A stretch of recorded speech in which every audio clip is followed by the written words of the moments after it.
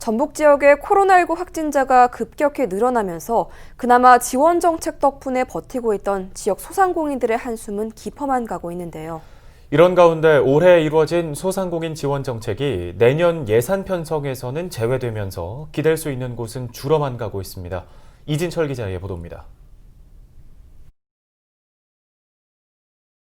한국은행이 발표한 11월 소비자심리지수는 97.9입니다. 코로나19 발생 초기인 지난 3월 이후 가장 높은 수치입니다. 하지만 실제 소비 활동으로 이어질지는 미지수입니다. 지난 18일 이후 전북 지역에서 60여 명이 확진 판정을 받으면서 또다시 소비 활동이 위축될 것이라는 우려가 나오기 때문입니다.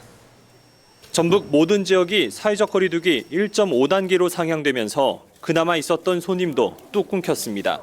아이고 너무 힘들죠. 코로나 한 번씩 몇 명이 숫자가 늘어나면 한 명도 안 와요. 어떤 데는. 힘들어요. 코로나19 여파로 어려워진 경제 상황을 소상공인이 버틸 수 있었던 건 지원책 덕분입니다. 올해 새롭게 마련된 공공요금 지원 사업으로 정읍 지역에서만 3,900여 곳에서 23억 4천만 원을 지원받았습니다. 영세상인 대상 카드 수수료 지원의 경우에도 한시적으로 지원 범위를 넓혀 소상공인 2천여 명이 혜택을 받았습니다. 지금까지는 소상공인들에게 어떤 간접적인 대출이었다면 이런 지방자치단체의 직접적인 지원 같은 경우는 소상공인들이 생각했을 때 굉장히 큰 도움으로 다가오거든요. 하지만 이런 지원이 내년에도 이어질지 확실하지 않습니다. 이번에 편성된 내년도 전북도 예산안에 올해 지원한 공공요금 지원 사업은 빠졌습니다.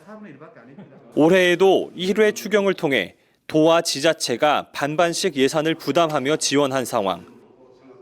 올해 이뤄진 소상공인 지원 사업을 지자체 자체 재원으로 감당하기엔 역부족입니다. 금액이 원체 크잖아요. 지금 이게 5대5라고 해도 이제 부담이 있으니까 도에서도 시작의 시구는 다 5대5 매칭을 하다 보면 네네. 그래가지고 현재는 없고 이제 만약에 이제 상황이 악화가 되거나 뭐 그런 되면 이미 10달 넘게 코로나19로 어려운 경제 상황을 겪고 있는 소상공인에 대한 최소한의 안전장치가 될 정책이 절실한 상황입니다. 헬로티비 뉴스 이진철입니다.